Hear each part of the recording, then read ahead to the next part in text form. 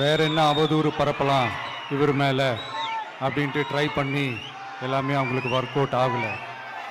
So கடைசியில் என்ன தான் இந்த விஜயை பண்ணலாம் அப்படின்னு நினைக்கும் போது தான் இந்த கூட்டணி அந்த கூட்டணிலாம் சேர போகிறாரு அப்படின்ட்டு ஒரு பொய்யான ஒரு பிரச்சாரத்தை பண்ணிக்கிட்டு இருந்தாங்க. இந்த நியூஸ் எல்லாம் கேட்டு நீங்கள் கொஞ்சம் கன்ஃபியூஸ் ஆகிருப்பீங்க.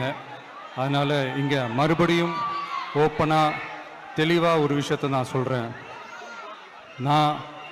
நாங்கள் எப்பவுமே மதச்சார்பற்ற கொள்கைன்றதில் அந்த ஸ்டாண்ட்லேயோ மதச்சார்பற்ற சமூக நீதி என்ற அந்த நிலைப்பாட்டிலேயோ எப்பவுமே சமரசம் வச்சிக்கவே மாட்டோம். நம்மளுடைய தலைமையில தான் ஆட்சி அப்படின்றதுல எப்பவுமே உறுதியாக இருக்கிறோம்.